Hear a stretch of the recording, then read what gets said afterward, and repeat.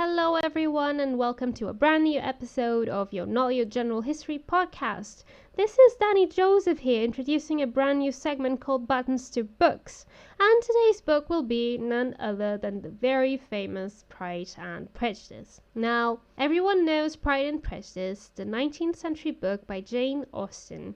There are countless adaptations, both films and TV series, that have delighted generations. It is not a very large book, and it is a very comfortable and most of all a very comforting read. And you'd think there's not so much to be said about it, but I find it rather otherwise. 200 years later, there's still plenty that can be said and discussed about Pride and Prejudice. And that's probably what makes it so fascinating. Now, I'm going to make several episodes on this subject, but today's will focus on one of the protagonists. Or is he the antagonist? If you pick up a copy of John Truby's book, Anatomy of Story, you'll see that the antagonist of a story is not necessarily the bad guy, especially if it is a love story. The antagonist is simply the main focus of opposition to the protagonist. Much like in real life, it is often the people most different from us that make us grow the most. Now, I'm not going to debate here whether Elizabeth is a solo protagonist or whether she shares this role with Mr. Darcy, but for what it's worth, his role in the story is just as central as her own. Much can be said about Mr. Darcy, and the image that comes to mind of many people is that of Colin Firth in BBC's 1995 adaptation. But when you look deeply into the book, you will realize that Jane Austen is not one for description. If you try to find adjectives regarding the physical and psychological traits of a character, you will seldom find them. Jane Austen has a writing style that focuses mostly on the story itself, on telling you what is happening and following the course of the events throughout her pages. This is very different from what you'll find in most of the 19th century authors, especially those from the years after her death, where description is basically the life of the party. You will hardly find two whole paragraphs describing Mr. Darcy's handsome self, as you can find for Fantine, Cosette and Marius in Victor Hugo's Les Miserables. Nor will you find deep intellectual monologues of his mind, as you can see for Pyotr Bezukov and Andrei Bolkonsky in War and Peace. What you'll find, as characterization, are small and spaced mentions which, rather than debating ideology or philosophy, focus on daily life. Jane Austen's works are interesting in this regard, rather than being deep discussions about the meaning of life and love and friendship or religion. They focus on aspects which are often overlooked in 19th century books. Her subject is life just as it is happening, and one of the major aspects of 19th century life was marriage, especially for young women. Even more so for young women like the Bennet sisters, who depended on good marriages to keep their social status. The whole story circles around marriage. First, the early stages of Mr. Bingley and Jane Bennet's acquaintance, the prospect of an advantageous marriage for Jane, and the disappointment and frustration which follow Mr. Bingley's leaving Netherfield. Then Mr. Collins's plot, the marriage proposal to Elizabeth, its refusal, and the hurried proposal to Charlotte Lucas, which is accepted, as well as the consequences this may have for Charlotte. Then Mr. Darcy's proposal and the effects of its rejection. The book itself closes with 3 weddings: Lady Bennet to Mr. Wickham, Jane Bennet to Mr. Bingley, and Elizabeth to Mr. Darcy. This is a lot of weddings and marriages, and one can sum up the subtle and interesting elaboration on the questionable conjugal happiness of Mr. and Mrs. Bennet, as well as that of Sir William Lucas and Lady Lucas, and their own daughter Charlotte to Mr. Collins. So, marriage is set up as a core subject of the book, but it is presented as more important for ladies and gentlemen. Gentlemen have fixed sources of income, whereas ladies, more generally than not, have none. I will not discuss property here and how it was transmitted in the 19th century, but I will say that the one exception to this matter in the book is that of Catherine de Bourgh and her daughter, the Lady Anne. In a dialogue with Elizabeth, Lady Catherine is addressing Miss Bennet's situation, being prevented from inheriting her father's property that will revert to a male relative. Such measures were not taken with Lady Catherine's own property, and will inherit her mother's revenue. So the ladies in Pride and Prejudice are mostly trying to settle and secure their place in society, but the men already have it established. Mr. Darcy is presented early into the 3rd chapter of the book, and the first words we have regarding him only describe him as another young man, who was part of Mr. Bingley's large party. We are then told that, and I'm quoting, Mr. Darcy soon drew the attention of the room by his fine tall person, handsome features, noble mien, and the report, which was in general circulation within 5 minutes after his entrance, of his having 10,000 a year, which includes, as we later find, a house in town. This very large paragraph continues to set up Darcy's character. Following his entrance, the gentlemen pronounced him to be a fine figure of a man.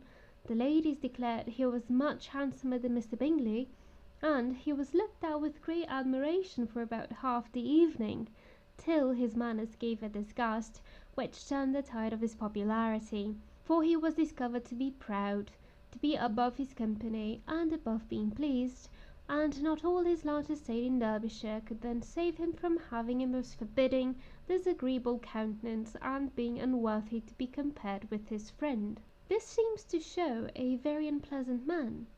I would love to know who in the room would have told people that Mr. Darcy had 10,000 a year, however.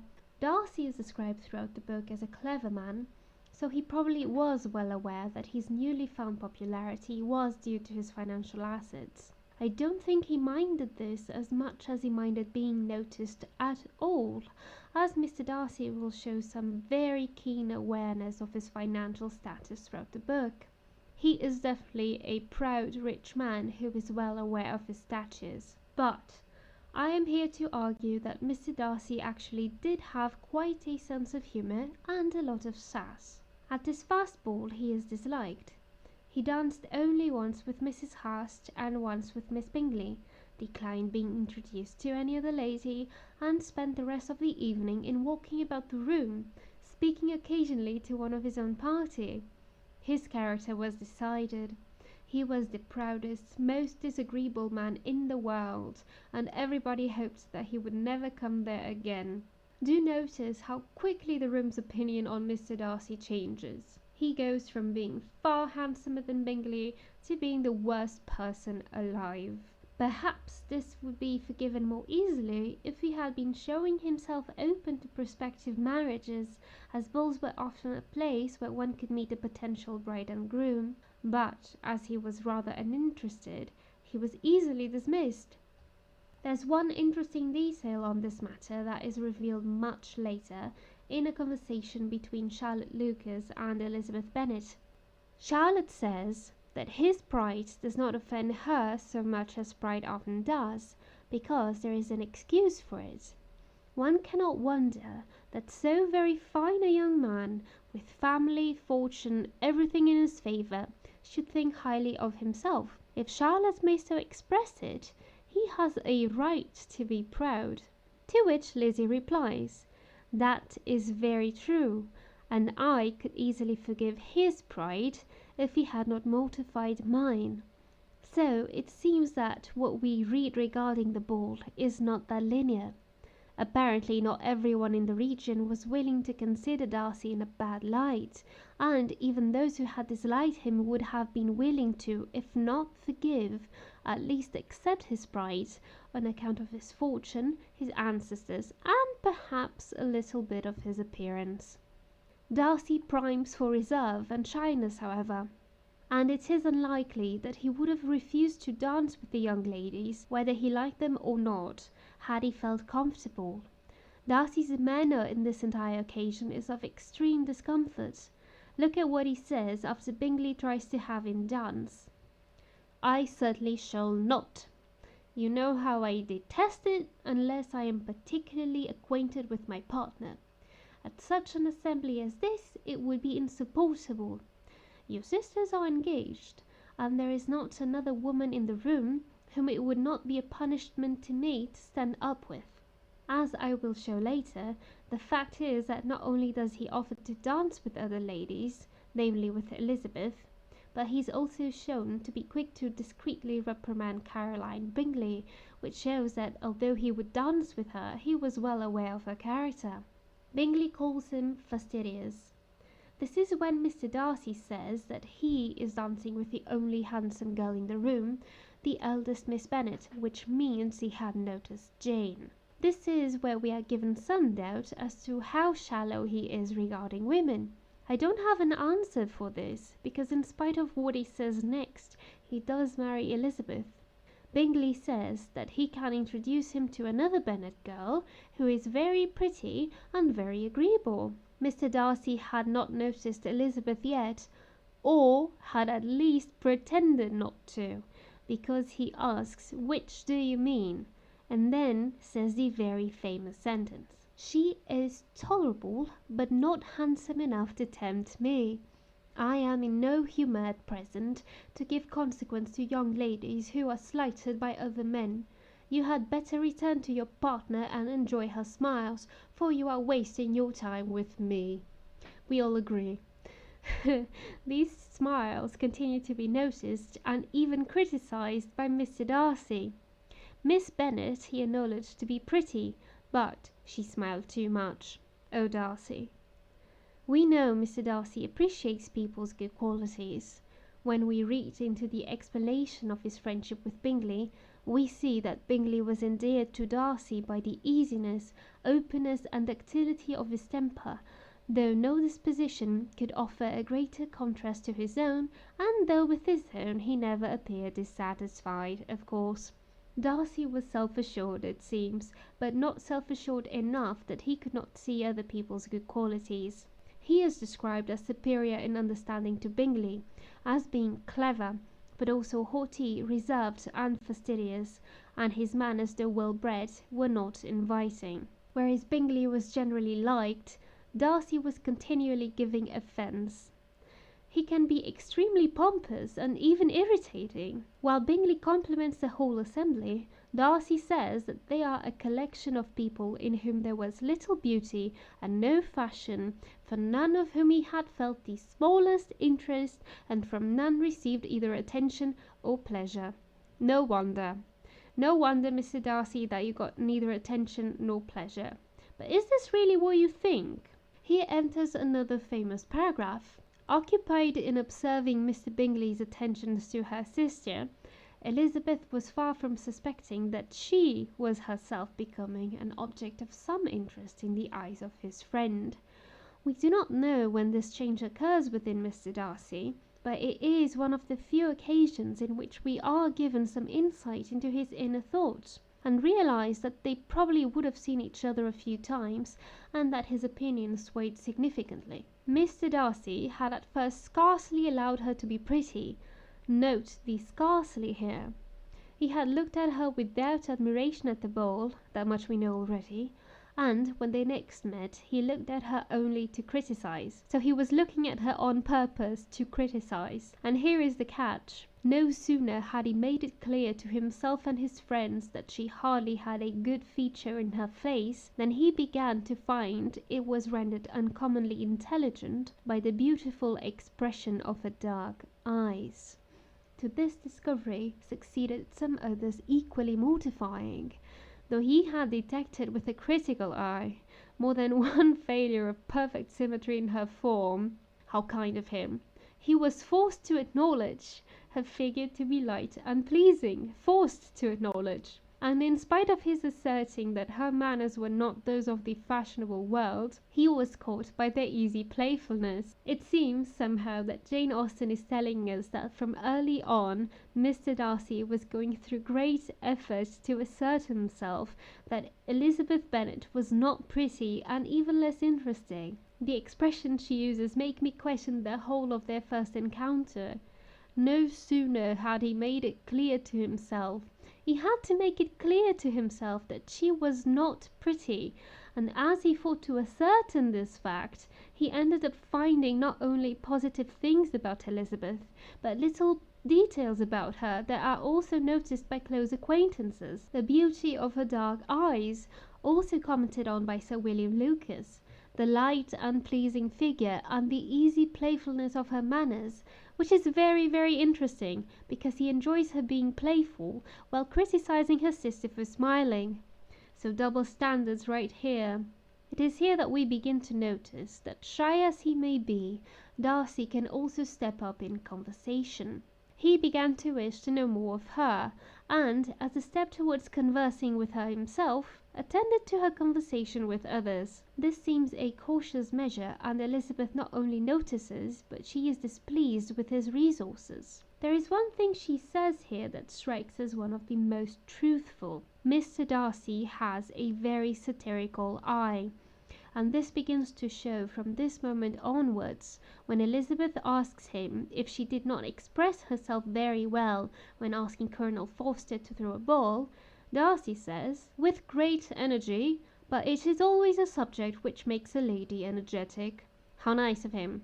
But it almost seems he has a sense of humour, however unpleasant it may be. This seems to temporarily disappear later when he observes the dancing pairs, which he observes in silent indignation at such a mode of passing the evening, to the exclusion of all conversation. He was the life of the party. Then he turns introspective, too much engrossed by his thoughts, which are not revealed to us. When Sir William comments on how nice dancing is, and how it is one of the first refinements of polished society, Mr. Darcy's unpleasant sass returns. Certainly, sir, and it has the advantage also of being in vogue amongst the less polished societies of the world. Every savage can dance. This is quite cruel. The conversation proceeds with Sir William Lucas having the patience of a saint, and asking Mr. Darcy whether he did not dance at St. James's. The sass returns, "Do you not think it would be a proper compliment to the place?" And Darcy replies, "It is a compliment which I never pay to any place if I can avoid it." And yet, when Elizabeth is passing, Sir William takes her hand and suggests she dances with Darcy, who, though extremely surprised, was not unwilling to receive it. Quite a contrast, especially when Mr. Darcy, with grave propriety, requested to be allowed the honour of her hand. Elizabeth absolutely refuses. Her resistance had not injured with the gentleman, and he was thinking of her with some complacency when thus accosted by Miss Bingley. It seems that Elizabeth's rejection only makes Darcy more interested. Well, he's probably not very used to being rejected, is he? Now follows one of the first conversations between Mr. Darcy and Caroline Bingley, which are the ones which are most amusing and most cruel and enlightening to his character. Miss Bingley approaches to tell him she knows the subject of his reverie, and then begins speaking ill of the people in the room, thinking that it would please Mr. Darcy. He replies thus: "Your conjecture is totally wrong, I assure you. My mind was more agreeably engaged. I have been meditating on the very great pleasure which a pair of fine eyes in the face of a pretty woman can bestow." The next paragraph is hilarious because Jane Austen writes that Miss Bingley immediately fixed her eyes on his face, and desired he would tell her what lady had the credit of inspiring such reflections. Mr. Darcy surely knew she hoped that he meant herself, and yet he replied with great intrepidity, "Miss Elizabeth Bennet." Caroline boldly tries to shrug it off. "I am all astonishment," she says. "How long has she been such a favourite?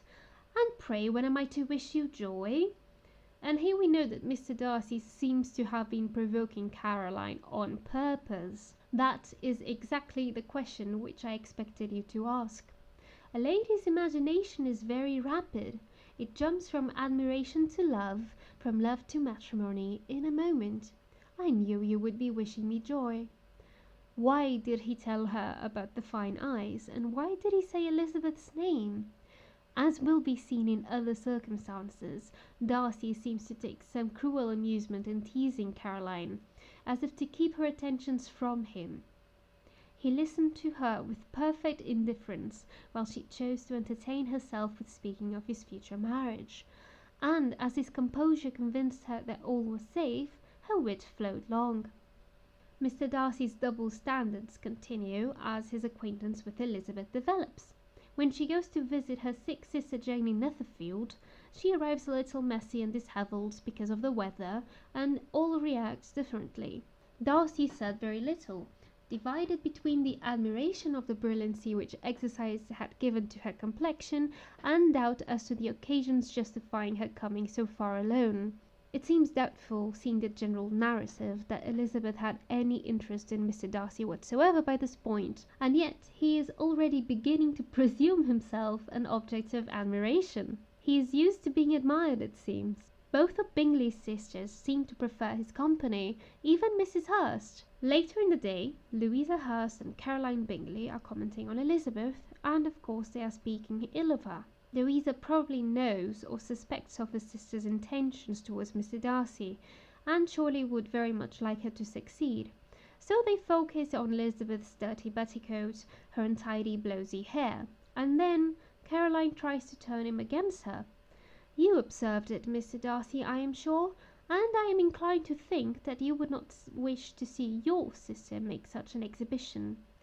Note, the problem is that the lady is doing it, because no one mentions the possibility or the problem of Darcy doing it himself. Well, he replies that certainly not. I am afraid, Mr. Darcy, observed Miss Bingley in a half whisper, that this adventure has rather affected your admiration of her fine eyes. And then Mr. Darcy replies with, not at all, he replied. They were brightened by the exercise. Darcy 2, Caroline 0. And yet, when they are speaking of the Bennet sisters and their uncle the attorney, Darcy says that it must very materially lessen their chance of marrying men of any consideration in the world. So where are we at this stage in the book? Elizabeth clearly dislikes Darcy, although more on his personally slighting her than due to his own personality, as we know that people are willing to overlook his flaws on the account of his money. Darcy seems to have had an interest for Elizabeth since early on, one which he had to keep in check, convincing himself that he did not like her only to become caught by her appearance and vivacious personality. Darcy attempts to know Elizabeth better through listening to her conversations, and one begins to notice his invectives against Caroline Bingley, a woman who is of the right station in life, a woman he could marry, and a woman he consistently rejects and almost mistreats.